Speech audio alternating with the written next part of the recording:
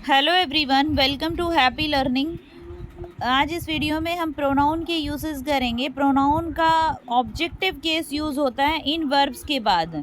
तो ये हम ऑब्जेक्टिव केस से रिलेटेड एक वीडियो है छोटी सी, इसके अंदर आप बिल्कुल शॉर्ट में रिवाइज कर लेंगे कि ये जो वर्ब हैं लाइक, बिटवीन, बट और एक्सेप्ट, इन चारों वर्ब के साथ हमेशा प्रोनाउन का ऑब्जेक्टिव केस आता है। जिस भी सेंटेंस के अंदर ये चारों वर्ब आ जाए ना, लाइक, बिटवीन, बट और एक्सेप्ट, इनके साथ हमेशा प्रोनाउन का कौन सा केस आएगा? Objective case, right.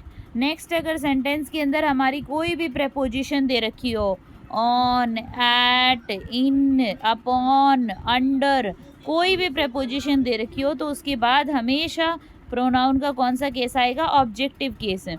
और एक और कंडीशन होती है, जब सेंटेंस के अंदर लेट वर्ड होता है ना, तो लेट के बाद बिल्कुल जस्ट बाद वाला जो वर्ड होता है वो हमेशा ऑब्जेक्टिव केस होता है, प्रोनाउन वर्ड अगर आता है तो, ठीक है। तो प्रोनाउन का कौन सा केस आएगा? ऑब्जेक्टिव केस आता है। तो इसके हम कुछ एग्जांपल्स करेंगे जो बहुत ही इंपॉर्टेंट एग्जांपल हैं और प्रीवियस ईयर्स में आए हुए हैं। फर्स्ट एग्जांपल है हमारा, everybody but him was present in for the meeting. तो यहाँ पर जो हमारा वर्ड है हिम, ये हमारा है everybody but him was present for the meeting. तो यहाँ पर बट के बाद क्या है? हिम। अभी मैंने बताया था कि बट के बाद हमेशा कौन सा केस आएगा? Objective case. इसलिए यहाँ पर क्या आया? ऑब्जेक्टिव केस आया। अदरवाइज यहाँ पर आप अगर इसको रीड करते हैं तो आपको डेफिनेटली माइंड में ये आया होगा, यहाँ पर हिम तो आ ही नहीं सकता, ये तो यहीं पर एरर है ना। बट ये बिल्कुल सही है क्योंकि बट के बाद कौन सा केस आएगा? ऑब्जेक्टिव केस आएगा प्रोनाउन का, राइट। नेक्स्ट सेंटेंस है हमारा, there is no problem between her and me. तो यहाँ पर बिटवीन है, तो मैंने अभी बताया था बट और between, like, except, but, between, ये चारों वर्ड के बाद हमेशा कौन सा केस आएगा? Objective case. इसलिए यहाँ पर क्या आया है? हर आया है, ठीक है। और यहाँ पर देखो इसके बाद एंड मी, तो मीन्स दोनों वर्ड का ही क्या लिया है? यहाँ पर ऑब्जेक्टिव केस लिया है। इसके बाद जो ये एंड मी है ना, ये क्यों ऑब्जेक्टिव आया है? क्योंकि इसके इन दोनों के बारे में बात आ रही है ना, इन दोनों के बीच में कंपैरिजन हो रहा है।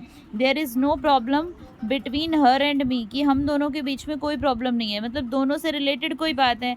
अगर दो लोगों की बात हो रही हो ना, तो उन लोगों से रिलेटेड जब भी दो पर्सन्स की बात हो रही हो, तो अगर दोनों पर्सन से रिलेटेड बात है तो उनका जो सा भी केस एक का दे रखा होगा ना, वही दूसरे का भी लेना होता है हमें। अगर ये वाला केस सब्जेक्टिव होएगा तो ये वाला केस सब्जेक्टिव होगा तो ये वाला भी सब्जेक्टिव होएगा, राइट। अगर ये वाला ऑब्जेक्टिव होगा तो ये वाला भी ऑब्जेक्टिव होगा। तो हमारा केस कंपैरिजन में हमेशा सेम चलता है, ठीक है। सब्जेक्टिव की तुलना सब्जेक्टिव से होती है, और सब्जेक्टिव का ही एक और नाम है नॉमिनेटिव केस। नॉमिनेटिव की कंपैरिजन हमेशा नॉमिनेटिव के साथ होती है, और ऑब्जेक्टिव केस की तुलना हमेशा ऑब्जेक्टिव केस के साथ होती है, राइट। नेक्स्ट हमारे कुछ एग्जांपल और भी हैं। Let me do this work. तो यहाँ पर लेट के बाद मी आया है। मैंने अभी बताया था कि लेट किसी भी सेंटेंस में होता है तो उसके बाद प्रोनाउन का ऑब्जेक्टिव केस होता है। नेक्स्ट हमारा सेंटेंस है, शी लाफ्ड एट हिम। तो यहाँ पर एट हमारी क्या है? प्रेपोजिशन है, और प्रेपोजिशन के बाद भी क्या होता है? ऑब्जेक्टिव केस आता है। तो यही हमारा आज का फंडा था कि like, but, between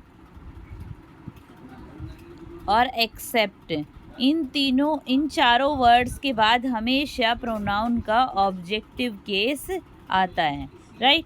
thank you so much for watching my channel. Please like, subscribe my channel. I wish आपको ये वीडियोस हेल्पफुल रहें आपके एग्ज़ाम में। और ये सच में बहुत ही मैं बिल्कुल स्पेसिफिक चीज़ें लेकर आती हूँ ताकि आपको बहुत ज़्यादा टाइम ना वेस्ट करना पड़े और क्विकली चीज़ें आपके माइंड में रिवाइज हो जाएं, और मे बी आपकी कॉन्सेप्ट अगर क्लियर नहीं है तो वो चीज़ें भी क्लियर हो जाएं। Thank you so much for watching my channel. Please like, subscribe my channel.